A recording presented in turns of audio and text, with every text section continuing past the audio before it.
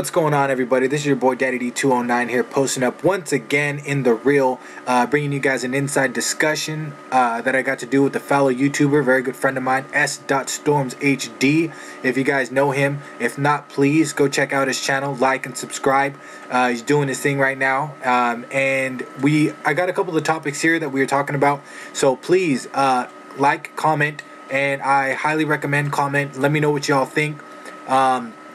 And until then, peace. I'm out. Hope you enjoy the video. Yo guys, this is SDotStormsHD and I'm here with Daddy D209 and his girl Rubes. Hey, what's going on, man? Glad to be here. Hi. We're gonna do a discussion to do with Storm 3. You know how it is on my channel. That's how it goes. I'm gonna say the topics quickly so that when we go over it, you know what's coming up. You know how to comment in the comment box to say what you feel about it. And yeah, we can move on. So the first one's going to be basically about how the game is trying to encourage people to try and instant awaken, use awaken forms, use all the features, combos, everything that they provided CC2. They want us to use it online, use it offline, in battle, and not make it feel like it's something that shouldn't be used. We'll go into more detail about that later. Second topic is going to be about how Storm 3 allows supports to die. And I know I've said this many times, but now I'm thinking about how balance types, you know, I think it's defense types or balance types, when you dash to your opponent, they will come in the way and they'll take the hit. And I have a feeling the health bars are going to go down too. So will people abuse that by canceling their dashes, dashing at you to make sure they can take out your support quicker? How's that going to work? Is that better? Is that worse?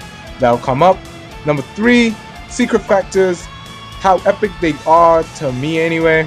You know, seeing that clip, but is that going to be bad for rage quitters who, as soon as they see that they're going to quit, is that going to be a problem for us? Is that, because Storm 3 is going to be a game that we're going to have before the next game comes out, even if there is going to be a next game. Apparently it's Storm 4, but yeah, we're going to have this game for a long time, so CC2 need to make sure this works for us so we can enjoy online longer.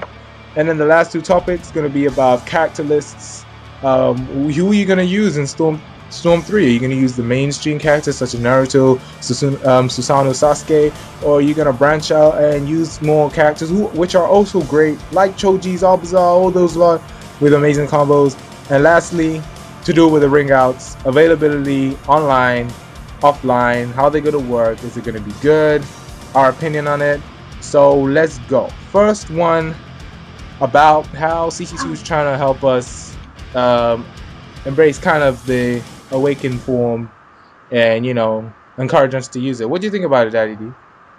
I think that with the ethics of generations, a lot of players kind of had this legitimacy of a rule that you do not go into awakening unless it is for a comeback. That they think the people that were shunned out for awakenings were the people who awakened with the same amount of health, like half orange, than the same other player, and they just did it just to ensure win the fight, not how, you know, CC2 made the awakening for comebacks. You know, if somebody were to green bar you, you know, for example, and then you go into awakening because you want to come back, that's what it was made for, and yet so little people use it for that exact reason. That is true. Like, I think that was the whole point of it. Initially, that was really what they wanted to do, and I think they even wrote it in the book, like the book that they give you with game case. It was actually for comebacks. Even the trailer, I don't even know. I remember reading it somewhere. Awakens were really for that, and you know, it got abused online, and obviously, like most games, that tends to happen. So you think that's going to change in Storm 3 because of instant awaken? My honest opinion on these awakenings, for one, I like it. It's definitely going to change up the gameplay style of a lot of other players.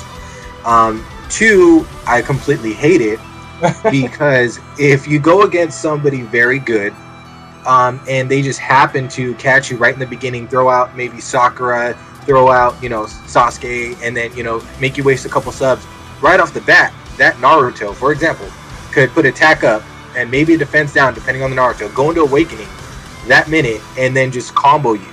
Yeah. You know, and then take off like about a good half a bar. Yeah. And then go back in, back up, and then kind of wait it out again. So it has its good points and its bads, but my main thing would be the players who use it is going to define how the Storm community will accept it, depending on how players use it within the first couple weeks. Yeah, I mean the matches already end so fast that to add an instant awaken to it where you can do a combo. I mean, doing a combo and then midway awakening is awesome. I mean, it looks awesome, and by players who are going to play properly, it is going to be awesome. But for players who are just gonna, awaken, take down half a bar, just saying, I don't know, do a jutsu straight away and then take off their awakening, it's going to be kind of crazy. So I agree with you in that fact. It's got good points, bad points, slightly going towards the bad side if, players decide they want to abuse it and that. But to end this point, I want to say that that because they'll be able, we're able to now grab awaken forms and also do ultimate jutsus on awaken forms. Do you think that's going to have any positive effect on this disadvantage or anything? I think yes. I think besides the main fact that this whole awakening thing is going to differ and play a big role depending on the players who use it, that it's definitely going to give us a heads up because we now have a chance to combat the awakening. Yeah. And that's going to be the biggest thing is now instead of just running away from the awakening and throwing shuriken and jumping in the air like we usually do, now we could actually do something about it. Yeah. So at least now, CC2 have realized that there was a problem with this. They try to fix it, and I guess they're trying their best to try and balance it out. Can't say much about it. Guys, if you got anything to say about this, please write it in your comment box about the instant awaken, the awakens, how CC2 are trying to balance it out. Problem, not problem. It's your opinion. We want to know. So, you got anything to say, Rubes? Yes, I do. I think the instant awakening feature just definitely gives players option on how to use it. Because there will be the players that are beginners to the game who just grabbed it. Yeah. And they don't really understand how other players feel about it because they weren't in the other games. Yeah. So there are gonna be those players who don't really know how to use it and are just gonna test it out, and then they're gonna learn as they go on with the game, through people's reactions. They're gonna get those messages, angry messages. But then there's also the pro players who are gonna use that in their tactics, their strategies, and they're gonna tie that in together without trying to be too cheap, Yeah. So you got a really good point with that. And beginner players are gonna, have a hard time at first. A few months of the game will pass before they'll be able to improve, hopefully. But yeah, it's gonna be. I think the feature's gonna be most fun for those who have really tried to master the mechanics, as you're saying. So yeah, I guess that's all we can say about it so far. Yeah. All right, and then moving on to topic number 2 about supports being able to die now. If you, because they got health bars now, you can take them down with a jutsu. You can take them out with a strike back, trying to defend yourself. You can take them down while dashing.